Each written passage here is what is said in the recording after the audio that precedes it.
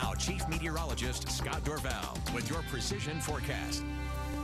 Another hot day in the Treasure Valley. Hit 96 degrees yesterday. Today I said we'd hit 89. We actually popped up to 92. We got a north breeze blowing during the afternoon. That's coming straight from Bogus Basin down into the Treasure Valley. And when the wind blows down a mountain, it warms up because it increases in pressure. It goes into higher air pressure, which compresses it and warms it. So when we get a light northerly breeze on a hot weather situation, our temperature shoots up, and that was the case this afternoon, up to 92 for the high. Tomorrow a little cooler because of a cold front that's moving through, and you noticed it in Boise with some gusty winds and blowing dust. In fact, everybody west of, just east of Boise, say around Lucky Peak, westward, that front has come through, and the winds are now blowing down to 75. Current temperature there in Ontario, 88. Boise, Mountain Home at 87 degrees. The yellow, that's the humidity, still quite low, but coming up a little bit.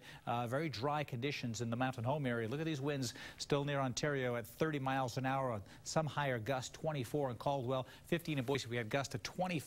Up in northwest Boise, a gust of 40 as that front came on through. And this is about where the cold front is. It might be a little bit further east than this. It's approaching Mountain Home, and Mountain Home likely to see those winds picking up here shortly. In fact, this might be a sign of it right in here. It may be a little further to the east. Let's take a look at this radar, because the radar not only sees precipitation, but it will see whatever's in the air, and it is seeing the dust blowing from that cold front. So this is the actual cold front as it came on through. There's your clock, 8:50, 8:55, right at 9 o'clock coming through Boise, and now pushing to the east on the interstate. So that's not the front through Mountain Home yet, but it won't be long before Mountain Home gets the gusty winds. We had a stray thunderstorm pop up in eastern Owyhee County, and boy, you're getting hammered in parts of the Magic Valley. Not a lot of lightning with this, but a good deal of heavy rain coming out of this, showing up on radar. It does appear to be weakening right now as it is tracking on off to the east here around Wendell and Gooding. This system here was rather strong earlier, but that has begun to weaken as we move through the evening. That will continue to be the case. Hagerman, Wendell, you see south of Gooding. This rain likely going to the east, and it might move towards the Shoshone area as well. Red flag warning in eastern Oregon because of the chance. Actually, they've just dropped that now, so that threat is over with. But a fire weather watch, meaning there could be some fire conditions spreading into the eastern parts of the state here coming up over the next 24 hours. All this moisture to our west will redevelop tomorrow and hopefully stay to the west, I guess, hopefully. Likely to stay mostly dry in the Treasure Valleys and move through the next 24 to 36 hours. This is our forecast showing by tomorrow afternoon. Not much going on. Computer charts don't show much into Sunday as well. This is Sunday at 3, and as we head into Monday, maybe the same story, but there will be showers and storms to the west, and we could still get some gusty winds trying to slip on through the region. It's all because that front is right on our doorstep. Cool air will be to the west. It will be damp and chilly and rainy in western Oregon, but it'll be hot in eastern Idaho and southwest Idaho. We're going to cool down during the beginning of next week. On Tuesday, we'll get a front to come through Monday night, cools it down on Tuesday, then it warms back up. So tomorrow, 82 to 87, sunshine, just a few clouds around, dimming that sun from time to time. If you're in the pool, you don't like it when those clouds come out, dimming that sun, but that may be the case tomorrow again, especially west of McCall. The chance for some isolated storms, but 71 in McCall, 82 Garden Valley, Cascade at 75, Pine, Featherville, 81. I think a pretty nice day, just that isolated threat of a shower. And the mountains, Sun Valley, Stanley are to the east. I think just mostly sunny, no storms, warm, mid to upper 70s. And the Magic Valley, you should be dry tomorrow with sunshine. Temperatures 89 in Twin, 84 in Shoshone. That's tomorrow's forecast. My precision extended forecast for the rest of the weekend. A little cooler tomorrow because of that cold front coming through, and then heating back up to the upper 80s on Sunday. Sunday could be just a spectacular day if you like warm, dry conditions. That's the case. Some slightly cooler mornings. It cools down nicely on Tuesday. Will be refreshing. And cool downs are not as cold as they used to be, getting into the 70s instead of into the 50s and 60s. It's back into the upper 80s again next week. Nice looking weekend, like the overnight temperatures too. Yeah, the 50s, a little cooler, cool it down a little bit. Do you have a quick second? I do. This next story we're doing, I want you to stick around because I really want Scott's opinion on this. There's a new warning out tonight for amateur pilots. Have you heard about this? It's from the National Transportation Safety Board. Now, the agency says one of the tools at those pilots' disposal, the weather radar, may not be reliable. So CNN's Lizzie O'Leary explains for us. As you get into the yellows, oranges, and obviously red magentas, that's very heavy precipitation. It's a state-of-the-art weather radar display in a cockpit. Like GPS, it shows where the plane is, where airports are, and where bad weather is. But there's a dangerous catch. The weather pictures, called NEXRAD, Next Generation Radar, aren't in real time. Rob Weffelmeyer teaches people how to fly. What do you tell your students about NEXRAD? You don't want to use it to actively navigate around weather.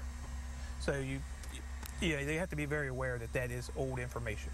We got up in the air with one of Weffelmeyer's pilots to see how it works and what federal safety investigators worry about. So you can see right here, there's a little bit of weather, and that's us. And this picture was sent up about 1 minute ago. The worry that the NTSB has is that pilots will think that the data is 1 minute old. It's not. That picture was sent to the plane 1 minute ago, but could reflect weather radar that is 10, even 15 minutes old. A potentially dangerous delay. It could mean the difference between life and death. We have seen accidents where we have found that pilots had information that was displayed to them that was 7, 8, 9 minutes old. They thought they were ahead of the storm or clear of the storm, but in fact, they were right in it. Her agency says this confusion may have contributed to 2 crashes. A helicopter crashed in 2010 in Tennessee after the pilot tried to beat thunderstorms. And in December, a small plane broke up mid-flight over Texas after flying into a rainstorm. Here's the problem. Here's Detroit's radar. It only goes about this far. So if you take all the radars across the country, 159 of them, and you try to make a quilt so that you can make one image or one mosaic, you have to sew together 159 pictures. It takes a long time to do that and send it to an airplane. The NTSB is now telling pilots not to rely on these images. They can be a guide, but far from a perfect one. That was Lizzie O'Leary reporting. So what do you think? Exactly. You don't want that mosaic image, that quilt that he was talking about. If they can get the data from the individual radar sites, then you're in much better shape because the radar images will come out about every 5 minutes as opposed to every 15 minutes or so with the wider one. The radar that we use, we have a high-resolution radar. You see it right here.